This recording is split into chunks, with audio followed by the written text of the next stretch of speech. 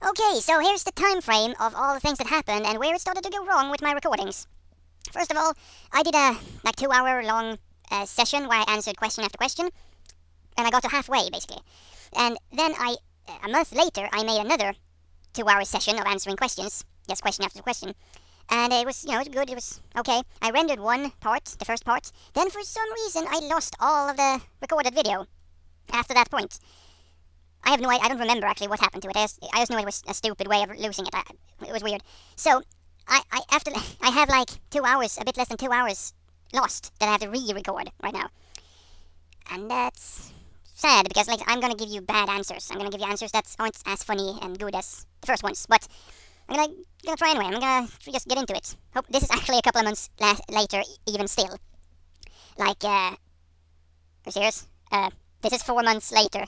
Yeah, I'm sorry. The last video I uploaded was made 4 months before this, and yeah, I've let you hang on for 5 months.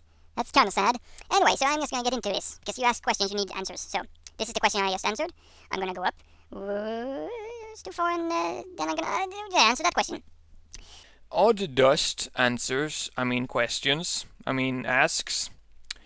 how does the care help available to Aspies in Sweden compare to other first world countries?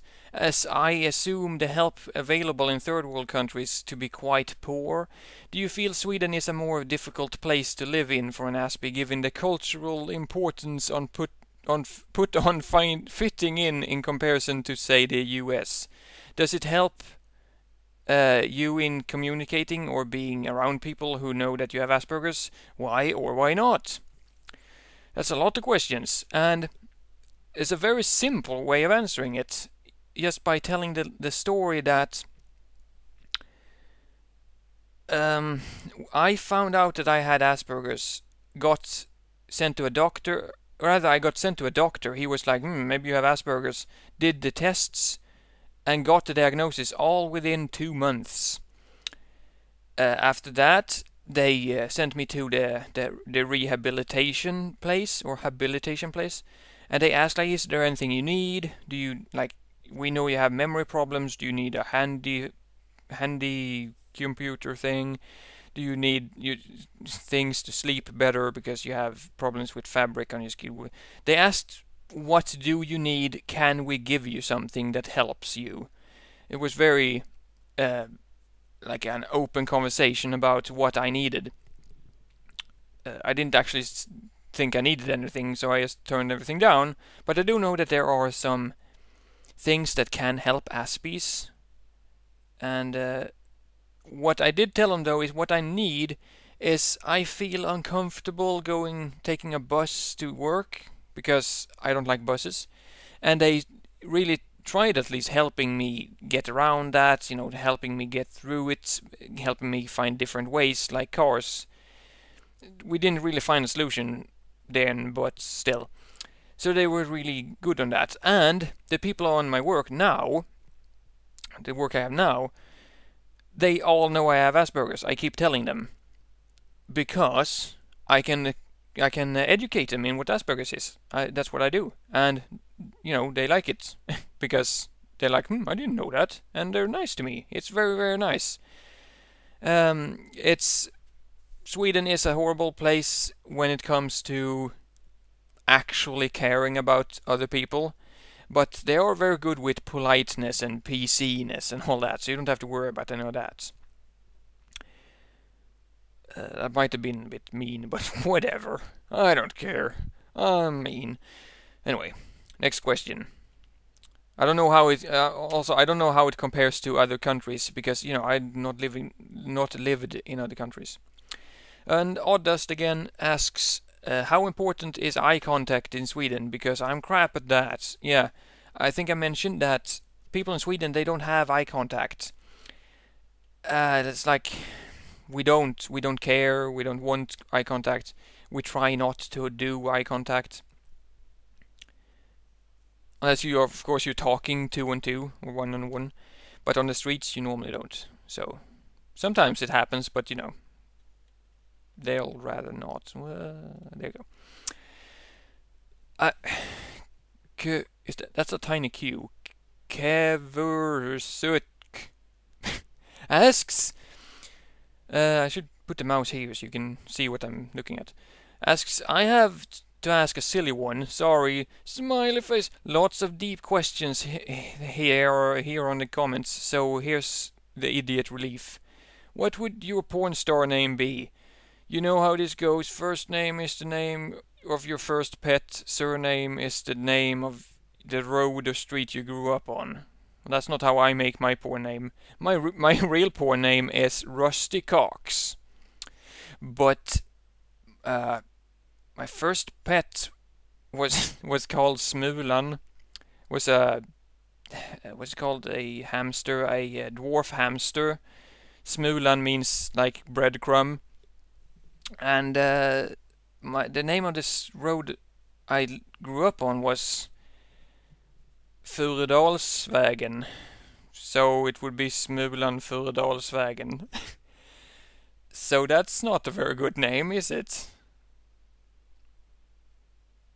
Moving on. There we go. It's anime eyes again. Do you feel like your tolerance threshold for getting overloaded is lower or higher at certain times? If so, can you detect a pattern? Are you able to sense a meltdown or panic attack coming on, or does it happen suddenly or without warning? How do you deal with meltdowns, panic attacks? How do your coworkers view you when you lose it? When I lose it, that's funny. Okay. Well, in the winter time, I have a kind of a low threshold for everything. Like, I get angsty, I get angry, I get very easily, thinking it's too warm, too bright, too whatever. And that, of course, leads to getting overloaded. I don't know what it is about winter time, though. I just know that the weather affects me, especially when the weather changes just completely. Like in the summertime when it has been wintertime, or in the wintertime when it has been summertime. It's the switch. I don't like the switch. And it might not have to do anything with the weather at all, but it might be the lighting settings. It just feels weird or something. But that's how it is. And I can sense a meltdown coming, or panic attack coming, because I've had them, a few of them, and if I'm about to get a panic attack, it's difficult to explain how it feels, but it feels like you want to get away, like your heart wants to jump out of your mouth and run away, but you know that that's stupid, so instead you're gonna follow your heart and just run away yourself. You start shaking, you get all warm and flushed, and I know it has happened at work once or twice, where I actually started feeling that because it was just so much stuff. It wasn't even a hard day at work. It was just I didn't sleep enough. It was bad mood, whatever. I just started getting a panic attack. And I just told him, dude, take care of the kitchen for a while. So I walked downstairs and, did nothing. I just walked downstairs and sat in a chair in a dark room and just breathed. And that works. The reason why it works, though, is the fact that you know that it's just a panic attack. First time you have a panic attack, you're freaking out because of the panic attack as well, because you don't know what's happening. It just feels wrong. But if you know that it's a panic attack, you know that it's not that big of a deal. They pass.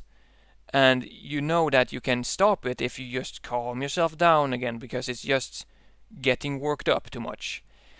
So I'm not saying that you always can stop a panic attack. I'm just saying that you should try it and just relax. Don't think about it. Just sit in a dark room and breathe slowly. You might still have the panic attack, but then at least you're sitting in a room all quiet so nobody's there to make it worse. You might cry a bit and then it'll pass eventually. That's what I'm saying. Next question. I don't know if I used to do these in if I used to time it and stuff, put questions in like make plan videos. I don't know. I'm just going to keep answering questions and then split it up after I've finished recording. Hope you don't mind. Seraphimon 09 asks, I've always wondered about how Aspies live their childhood. Currently I have most of the Asperger's symptoms, but when it comes to childhood, everything turns quite confusing, basically because I do remind playing games with my little brothers and sisters, and also remind being little more social, but always in a subtly awkward way, as my mom said. I would really appreciate it. You didn't ask me a question. Number 2, I really admire your English proficiency level, and I would like to know how could you get it? I wish I had it. Yeah, your English, it's a bit lacking, but you're using words like proficiency. That's a nice thing. See, I learned English from watching English movies with no Swedish subtitles. That's the trick. Just because most countries dub stuff or they have subtitles, they are making it easy for you. What you need to do is cut that out. The only way you can learn something is to experience it. To watch a lot of movies and play a lot of video games, but don't settle with dubs or subtitles, because the more you hear the grammar, the more you can hear if it sounds right or wrong and all that. Anyway, thing is, there's two camps on this one. I forgot to do that. There you go. Some people say that kids with Asperger's show their Aspiness more than grown-ups. Some people say that they show it less than grown-ups. I think it's difficult to tell if a kid has Asperger's. It's easy to tell if a kid has some other form of autism, though, because it's easy to see a kid that's sitting by itself and just staring at a drawing all day, typical things. That's very easy to spot. But Asperger's isn't about that. That's not how an Aspie kid really acts, if you ask me.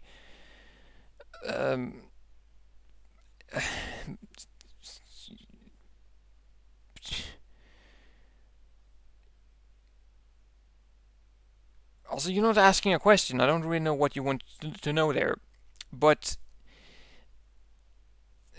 freaking difficult. It's okay. So childhood Aspies, to me, if you ask me, they might act just like anyone else. There's nothing stopping them from just being normal kids. Because since Asperger's has a lot to do with the social aspect, and you don't really get a good social life until after you grow up a bit. But I'm not an expert. I'm sure a psychologist might be able to tell if a kid has Asperger's or not. I can't actually answer that because I'm not quite sure what you're asking for, and I'm not really good enough at it. Same person asks, comment removed. And then there's... there you go. And then there's the same guy again, as saying, I admire your English proficiency level, and blah blah blah. That's the same question, basically. He wants to be a foreign language teacher. That's nice. In my experiences, it helps a lot to argue about random topics with random people on the internet, just for the sake of arguing. It forces you to think for more complex grammatical constructions and to acquire a new vocabulary. That's a good point. I'll not hold him to that one.